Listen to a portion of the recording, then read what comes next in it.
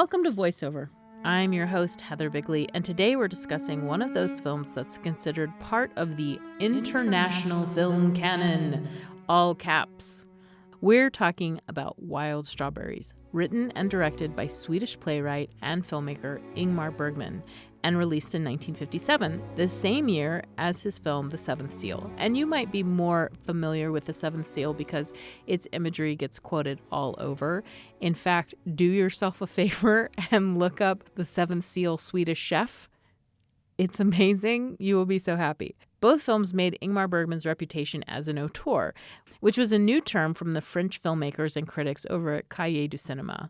Essentially, this idea that films from the same director would have a distinguishable style and that it was the director who was making that style happen.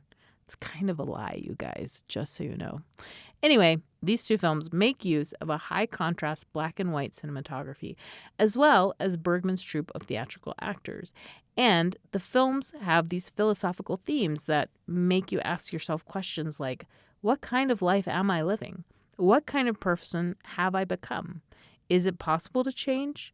Will I be saved from myself? The plot of Wild Strawberries is very simple. A widowed professor travels with his daughter-in-law across Sweden to receive an award.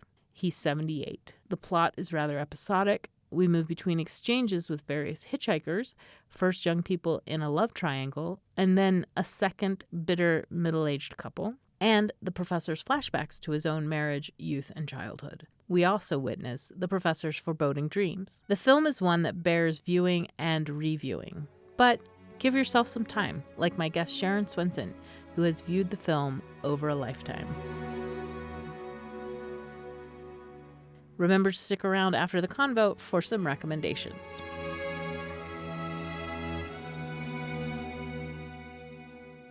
Welcome, Sharon. Hi, Heather. Nice to see you. Hear you. Yes, we're on Zoom, so we can see each other, which is fantastic. Sharon, how do we know each other? Well, we know each other far longer than either of us wants to admit. Maybe you're willing to accept it, but it's been 30 years, maybe. Since you were a student. You were an undergraduate student. I think you'd just come back from your service in France. Yep. Yeah, that's so true. We were in the film program together, and then we continued the acquaintance because I like you so much. You have dimples, after all. I did hang out at your house for a summer. You very generously let me live there, and we removed wallpaper together. We did, and acoustic tile. Those are bonding experiences. With your microwave in the hallway where we fixed our meals. It was awesome. Well, welcome to the show. And today we're going to talk about Wild Strawberries, which is Ingmar Bergman. Some people would say like the film from Ingmar Bergman, 1957. He'd just done The Seventh Seal and was kind of riding high on that, and he does this film. And tell us about the first time you saw this movie. Well, it's an interesting film because I didn't see it in its release. I'm not quite that old, but I didn't see it in my 20s. Yeah. Fascinating to me to think about the layers of meaning that you accumulate. When I first watched the film, it had certain meanings for me. It intrigued me. It's a puzzle film. It's a film that asks you to do some work, to sort of watch what's unfolding. And so I think at first I was mostly intrigued. The story grabbed me, but I was intrigued by the way Bergman was telling the story. Yeah. Well, and we should say the story in Wild Strawberries is that this professor decides to drive across Sweden to pick up an award. And for those of us in America, it's still a long drive. We may think of a lot of European countries as very small, but it's literally 10 hours or 14 hours in this car. And he picks up some hitchhikers. Vad en ovanligt stor bil. Ja, men det är nog på rummet. Stig in i bara och bagaget det kan vi sätta i bakluckan. And he basically has to rethink his life. What have I done well? What have I done wrong? How have I treated people? And the title, Wild Strawberries, refers to a moment in the film when someone is actually picking wild strawberries. But I happened to read that the idiom in Swedish refers to a hidden gem. So the title is telling us to look for some sort of hidden jewel. And whether that's of knowledge or whether that's visuals or whatever it is, we're supposed to be looking for something, I think. Which brings us to a larger question about movies generally. A lot of people feel intimidated and kind of scared off by what you just described Wild Strawberries as, which is a puzzle film, a film with a lot of symbolism, a film that asks us to do work. So for someone who might feel like, that, they might think that's a little too much for me, or I just want to enjoy films and escape. What would you say to them to sort of encourage them to give these kinds of films a shot? Well, first of all, you have to be prepared. One, it's in black and white. Two, it's got subtitles. Yes. So already, if you think, why am I resisting this film? Part of it is just being prepared to do it. So I think to some extent, you have to say, I'm going to have a very different kind of experience. If you think of it as talking to someone who has been having amazing dreams and is telling you about their dreams, most of us have had those conversations with our friends. Yeah. We've had conversations where they've told us things that we make sense of as we sort of know something about their life and as they sort of explore the meaning of their dreams. But if you think of it as a 76-year-old Swedish professor talking to you about an experience he had that had some dreams in it, and you're prepared to say, okay, I'm going to be moving into this sort of stream of consciousness of a different person. It's very different. It's very little physical action. There is kneeling in a strawberry patch, which is a jewel, which is a hidden treasure. And one of the things too about Sweden, midsummer is very bright because they're so close to the pole, I guess. Where are they close to? Anyway, they have a long day. And during that time in the Archipelago Islands, which is where this is partly set, the strawberries grow very tiny and very sweet. So when you eat a wild strawberry, there's this burst of unexpected sweetness, and you come across them like little tiny hidden rubies amid all the green leaves of it. So I think the film asks us in some ways to suspend our disbelief and say, all right, I'm going to go on this journey, even though it doesn't make sense to me. And I'm going to try and figure out how this man's dreams might make sense to him, less than it makes sense to me. Because it's probably not going to make much sense. It's one of those films designed to be seen more than once, which is another strike against it, I guess. Though most of us see our favorite films. I see The Terminator, one of my favorite films, repeatedly. Oh, I would have never guessed. Why is The Terminator one of your favorite films? I think there's something about that idea. It's the Terminator 2, excuse me. I have to be really clear which Terminator it is. T2. It's about redemption and about finding who you are and about making discoveries. And I think ultimately it's about sacrifice. John, not now. Hey, man, there's this cop scoping for you. Check it out.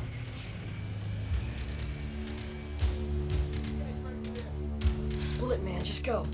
Yeah. But you'll notice I didn't pick it as my favorite film to talk about, though I would love to have a discussion about it someday, because I do feel like there's more energy and more nobility sometimes in action films than we may see. Right. It's easy to be dismissive of them. It's easy for me to be dismissive of them because I kind of fade out during the explosions. Like, I know that's supposed to be the part I'm really attentive to, but I'm like, oh, here everything's going to become a ball of fire. I think I'll just rest my eyes. In T2, you get to have liquid silver, the Terminator that invades, turns into... It's one of the first examples of computer animation that we have. And it's striking because there's that sense, again, a dreamlike sense of the inevitability of something coming after you that you cannot escape and you cannot destroy. Mm. Well, like our past. Yes. Well, but you did pick Wild Strawberries. Why pick Wild Strawberries? Well, I think part of it is that I can come back to it. It's the kind of film that allows you to come back to it, and the kind of film that you think about after you've seen it. So there's the viewing experience, and then there's the returning, the kind of reflection on that experience. But the other thing is you've given a really clear plot summary of what happens in the film. He does at certain points have dreams. Some of them are sort of like daydreams. He will doze off and he will have a memory, or he will be in his unconscious and he will have these experiences. But mostly what I'm fascinated by is not the content per se, though it's important that we confront ourselves, that we come to at some point to acknowledge our past, but the process, so that you move into someone else's awareness and you begin to see the world through their eyes. Now, you always do that. That's one of the reasons action films give us pleasure, is we're seeing through heroic eyes, I think, in general, and exciting and dangerous times, and see nobility emerge.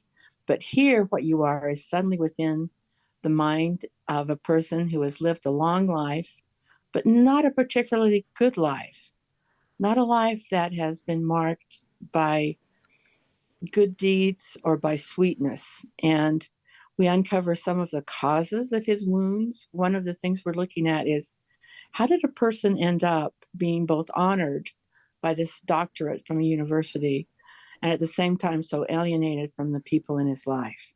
Well, and fascinating to me was the fact that the world of the film is populated by women. You know, there's like two other men, or I mean, I guess there are other men, but the real strong characters, the really developed characters here are all women. And so we have, first he's living with his housekeeper and they bicker like married people. Hör nu, fröken Agda. Ja, ta han bilen och åk. And then Och introduced to förstör den his högtidligaste dagen i daughter-in-law, mitt liv. who seems to be like, in some ways, the moral center of the film. She's the one who says to him, your son doesn't like you and he doesn't like you for these reasons.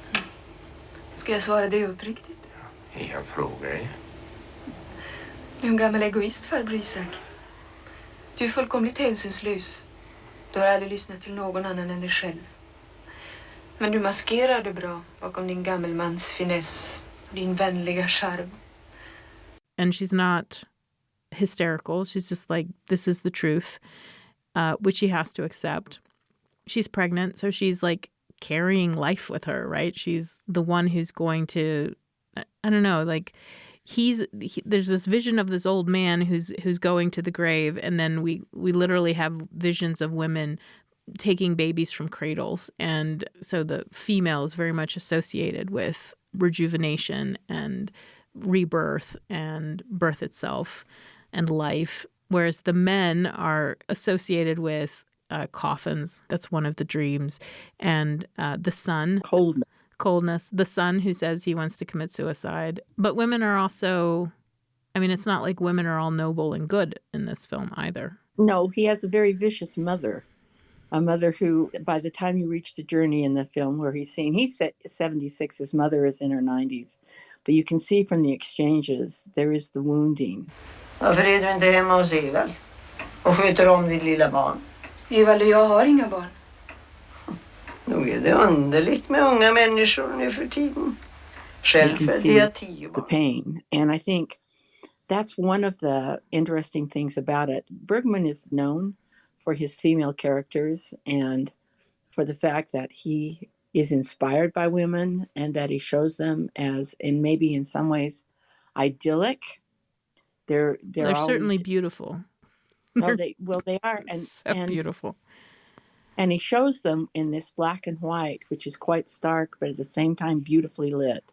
So you get this sense of a force that is not a conventional female force. Ingrid Thulin, who plays Marianne, the daughter-in-law, is not a conventionally beautiful woman, and she is not a conventional Madonna type, even though she's carrying what will be the new life or the hope for the future. The generative force can come. And I think that's one of the contrasts in the film you point out between this hope for the new life and the possibility of ongoing life and some sweetness with the end of his life. And the fact that near the end of the film, one of the things he does is look across and see his family when he was younger. And you have this sense of reconciliation with the past, but also a sense of moving on and of sort of saying farewell in some ways, but doing it in peace. And the older I get, the more I like that part of it, when there's the peace at the end. Yes. Well, it's a nice bit of closure because we're not really, I mean, I'm not really sure what we're supposed to take away. You would think that the scene where he's honored would be the bit of closure, but it's a bunch of men dressed in black doing what look like to be vaguely Masonic gestures, and it doesn't really mean anything, and it hasn't been tied to anything. It's sort of, as Hitchcock would say, the MacGuffin. It's why we're on the road in the first place. But there's never any point where he discusses why this award would mean anything to him, or what he's done to achieve it, or anything like that. In fact, when he meets someone who does remember him fondly, it's a couple who knew him when he was just a family doctor and who are really grateful to him for some service that he rendered. But that's not discussed either. So we get to the end and we have that ritual, and it means nothing. Ertappar mig med att mitt under ceremonin I tankarna återvända till dagens händelser. But that sort of dream where he sees his parents again, or his family, that means so much more. I think what's important here also to mention is another woman in the film is the actress Bibi Andersson, and she ends up playing two different people, right? She plays the young love of his life, and then she plays a hitchhiker who's on the road that he picks up with a couple of friends. What do you think that is happening there? Why is Bergman doing this doubling? I think part of it is there's a kind of doubling you've already referred to, which is the point of the journey, the reason they're on the road, the reason they're making the quest is for him to receive this award. But it is hollow, and it in fact shows the effort that he put into the work that he did while he was distant from his family and failed to meet and connect with most people on that real, genuine level. That's why the couple that meet him, who are so grateful, are such a contrast to everything else. And if you notice in the film, at one point while they're talking to him, Dr. Borg looks over at his daughter-in-law to say, "See, somebody likes me."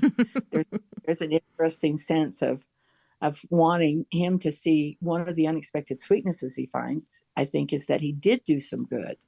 But the whole ceremony is hollow. It is an empty ritual that carries nothing to it. It's the funeral wagon that is being pulled down an empty street.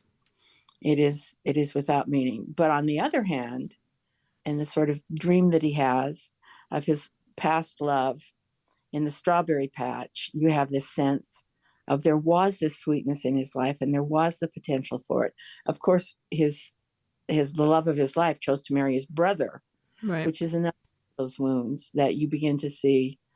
The coldness is not all inherent in him, that there were certain incidents and things that he needs to forgive, not only himself, which becomes very apparent that he needs to, but he needs to forgive other people. And it's encountering the hitchhiker, Sarah, that allows him to have that sort of recognition of a sweetness in the past and to make it visual. And one of the things I think that the film does is allow us, if you let the images kind of flow over you and you let the film happen to you, it may make sense to us on a level that we're not consciously structuring it. I think it works much better the first time you see it to simply let it go, to not try and solve the puzzle, and to simply observe it and let it happen to you, and with as much pleasure. It is gorgeous black and white cinematography. Oh, yeah. Gunnar Nielsen is the cinematographer, and he did a lot of Bergman's early work. He did The Seventh Seal, too. He shot The Seventh Seal. And I think that ability of the gleaming chiaroscuro is just so powerful when the dark and the light come up against each other, and especially when you're talking about a character who is looking at the darkness in his own life.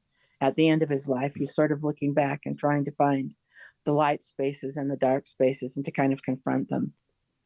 So you keep returning to this film. Have you taught it much? Oh, yes.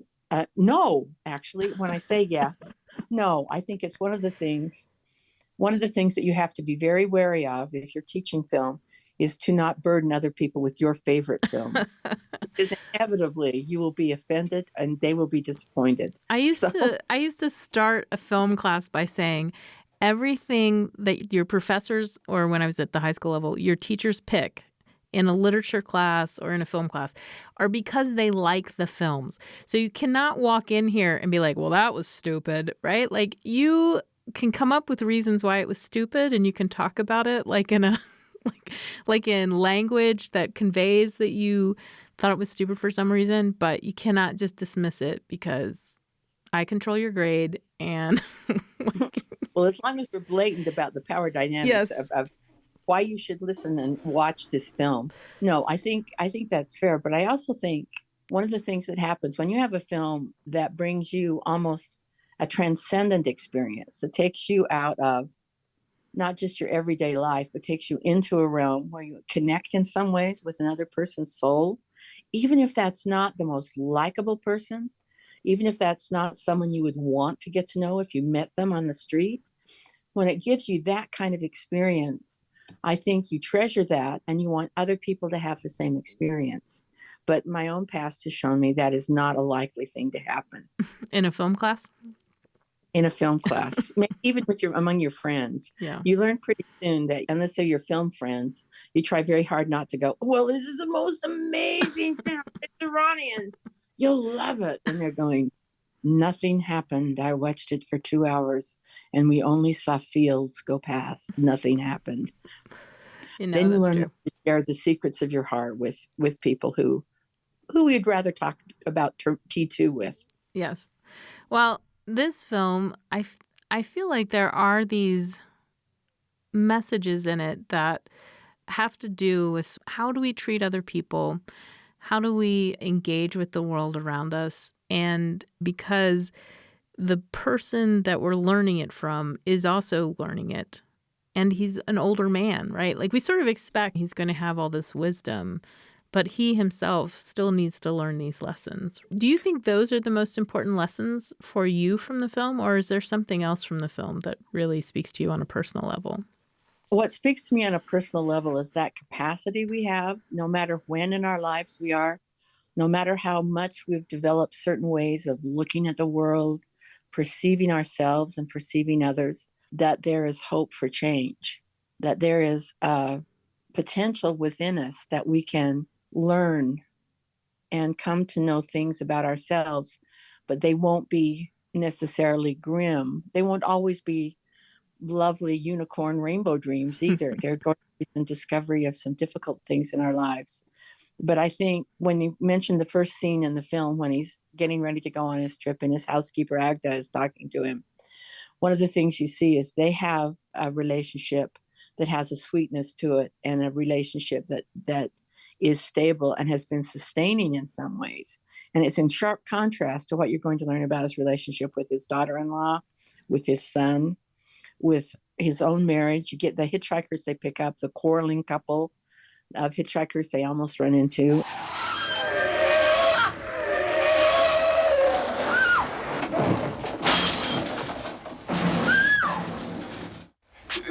Hur gick det? Vi har inga ursäkter. Skulden är helt och hållet på oss. And they have to give them a ride because they can't leave them by the side of the road. But they are bitter and angry toward each other and attacking each other. And it reflects to him what his own marriage was like. Right. So in some way, the hitchhikers are giving him triggers that allow him to go back into it. And I think that process of watching someone go through that experience is almost a modeling, if you will, of saying, well, okay. And now remember when I saw this film 50 years ago. So I was very young. I was the age of B.B. Anderson as opposed to Victor Strustrom, who plays the doctor. Now I'm his age, and it's a very different film. And I think you treasure films that you can connect with at different stages of your life. And I think that's one of the richnesses of films. Coming back to a film that you saw, I loved this film from the beginning, but I don't think I fully appreciated it until I'd seen it 4 or 5 times. And as our circumstances change and as we learn more, I think we revisit certain films and they do hold more for us. You know, this film does have an overt discussion about God and spirituality in it. We have Sarah, the hitchhiker, and she is going to Italy with 2 young men. And one of them is studying to be a minister, and one of them is, I can't remember what his interests are. But they keep bickering over God and whether God exists and whether you should even try to, it's unfashionable, essentially, is what it gets said in the film. Anser att den moderna människan Och jag anser att den moderna Jag människan anser att den moderna människan ser sin meningslöshet. It's unfashionable to believe in God. It's unfashionable to train to be a minister. In my reading of the film, or as I was watching it, I assume these were just thoughts of the characters. They weren't necessarily like what Bergman was saying to us. But I don't know. Do you know anything about that? Well, I think it's interesting. Bergman is known for his exploration of man's relationship to God, as well as man's relationship to women. We must not forget that. But I do think one of the things that the film shows is that redemption, an individual's redemption, a rediscovery of their own soul or of their own wholeness, can happen without God. That it is a human process that can happen. It isn't the seventh seal where we see the other side. We understand that there is death, that there may be joy on the other side, that our tears may be washed from our faces, as the final scene in the seventh seal says. But this is one that simply says, you have this time on earth. You may have had these experiences, but you can still redeem yourself. You can find in your life the sweet parts of it, and you can find the places where you were tender. And I think that's what makes the film ultimately fascinating, is that it's about vulnerability as well as coldness and toughness. There are actually several references to the seventh seal in this film. Like there's the chessboard at one point. The radiant mother idea runs through it. It isn't present. It's almost by negative. What's fascinating about Bergman is I think he is engaged. Now, he would spend 6 months of his year directing plays. Mm-hmm. So he was a stage director, and then he would go to his island and develop these ideas of film. So when you say play, it's an idea of play. He is playing with ideas, in a sense, with the film that gives him a freedom to express and a different medium to explore the ideas that he spends half of his life dealing with on stage and presenting them as stage. But it's fascinating, not just that the intertextuality and the self-referential quality. I think Bergman's films are remarkable in some ways because they speak of Bergman. You can construct in some ways a man from the many films that he made, and you can see the stages in his life that he goes through if you study his career. That's not for the faint of heart, by the way. I don't recommend it. You begin with the Bergman trilogy. But I do think what's fascinating when you mention this intertextuality or the references is the fact that one of the filmmakers that has done the most intertextual references to Ingmar Bergman is Woody Allen. Oh, yeah. Now, that's a surprising connection, I think. Yeah, that's really interesting. If you were to pair, like if you were making a syllabus and you were going to put some Bergman and some Allen together, what would you put together? Oh, both of them have midsummer films. And when you want to talk about how a person is revealed by their film work, those two works would do it.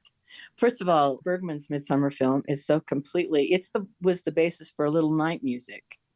Sondheim picked up and took the plot and put it. It is rarely shown. I really like it. But I think you would want to show, first of all, you would pick the two of them to go together to show what happens when two very different styles of filmmaking come together with very different personalities behind them, and why Allen would choose that film. Why, given his predilections?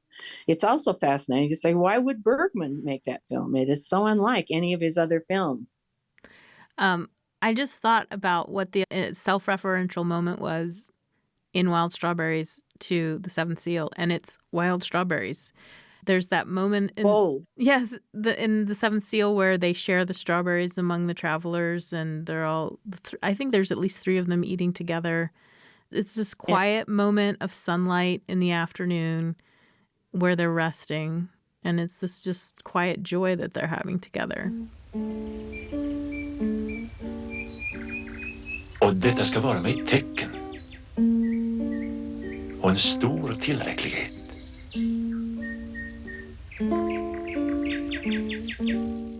Van Sydow's character says, I will hold this moment in my hands, like this bowl of wild strawberries, that I will hold it and it will illuminate and warm me. I think what's interesting is some films do that for us. There are some things that we hold and they warm us. And some films are actually very different for us, right? They are cathartic in some way. They're safe spaces to explore maybe traumatic events we've had and sort of become places where we can learn more about ourselves, even if we don't want to look at that part of ourselves. Would this film be like one of those things that you hold in your hands and warm yourself with? Well, it's interesting that you asked that, because no, I think ultimately the reason the moments of sweetness and tenderness stand out so much is because they're surrounded in some ways by this sense of loss and of cold and of deep wounds. And I think that makes the tenderness and the sweetness more profound. But it's not one you warm your hands on, I don't think. Is T2 something you warm your hands in? Well, I must admit there's certain moments in T2. No. Actually, it gets my blood going. So when I want my blood pressure to go up, when I'm having days, hard to get the energy going. It's like, okay, let's watch little T2. That'll help. Well, if you were to recommend any other films to our listeners, is there anything that comes to mind? We've got T2. We've got Woody Allen's Midsommar movie. What about Midsommar? Could we put on that? I think you're reaching. I think you may have extended beyond your grasp when you went for that one. All right. I don't think so. But I do think one of my favorite films that does warm my heart is Smoke Signals. Oh, I love that. It is such a fascinating film, and it's such an eccentric film in some ways. It's so expressive of a certain culture and of a certain way of being. Now we have reservation dogs. Mm-hmm. We've got films now that speak to a Native American experience, but it's based on a short story. Sherman Alexie, who is so phenomenal, and then translated by Ayer is the director's name. I can't remember his first name. Chris. But it takes you immediately into this self-contained world that is so clearly distinct from our world that when you find these points of connections, the points that are familiar, the things that you resonate with, you fall in love with that world and those characters. And I think it's a way of telling a story that involves this kind of magical realism. I guess I'm a sucker for stories that have stories curled up inside them, which is what the Smoke Signals does too. Though I think it's far more accessible, and it's in color and in English. Always advantages for one to view a film. In a way, the world of Smoke Signals is so self-contained and so thoroughly itself that it reminds you in some ways of much larger universes like Lord of the Rings, mm-hmm. where it's on this beautiful micro level that is so carefully done. And it's a kind of filmmaking that is not, Bergman is beautiful and mannered, and everything is carefully thought out. And I think you rarely have a character that ruptures or stands out from the dialogue. But I think over and over again in Smoke Signals, you get these unexpected happenings that you simply delight in. Yeah. Victor. I think you're still going to find people, no matter how they see it, that they're going to treasure certain moments of a film or even a TV show that touches them deeply. I think you'll always have those treasured moments. And maybe more of them now with the streaming and the range of what's available. So much diversity, so much range of options. In fact, just talking about that, it would be interesting to see what people who grew up in the streaming generation, to see what are their favorites, what are those moments that they warm their heart with.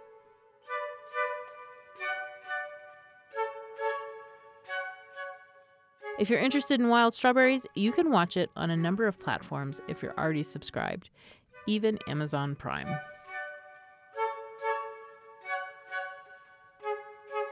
If you like the idea of Wild Strawberries, but you'd rather practice your high school French, you should watch Cléo 5 à 7, or Cleo 5 to 7, from Agnes Varda, one of the few women directors of the French New Wave. Remember when I talked about Cahiers du Cinema? That group. A young pop star worries away a long day until her doctor's appointment where she'll find out whether or not she has cancer. She's scared and short-tempered and grieving, vain and disbelieving and hopeful as she walks through 1960s Paris, soaking in the life around her. Part of the film's charm is its glimpse of real people, short and squat and wrinkled, rubbing shoulders with beautiful Cleo. You could also try, stay with me here, Joe versus the Volcano, a 1990 film written and directed by John Patrick Stanley and the first movie to pair Tom Hanks with Meg Ryan. So, undisputable film history. A young hypochondriac with a horrible desk job finds out he has brain cloud and then decides to chuck it all and sail to the Pacific Islands. It is stacked with quotable lines. You will be repeating lines from this movie for the rest of your life. And I have one I say to myself occasionally, which is, "Dear God, whose name I do not know, thank you for my life. I forgot how big." It's one of the movies that you either love or hate, and I really love it. And lastly, check out Awkwafina in the 2019 film The Farewell. It's a small film, and that's a compliment, and it tackles huge feelings. How do we say goodbye to the most important people in our life? Awkwafina plays Billy, who travels to China to say goodbye to her dying grandmother, Nene. We see the warmth, humor, and closeness between Billy and Nene, but also get to consider what it means to be a family when everyone lives in another country and when traditions, culture, and language work to create barriers between the people who should be closest to you. That's our show today. VoiceOver is a production of BYU Radio and is edited by Soraya Pearson. I'm your host, Heather Bigley.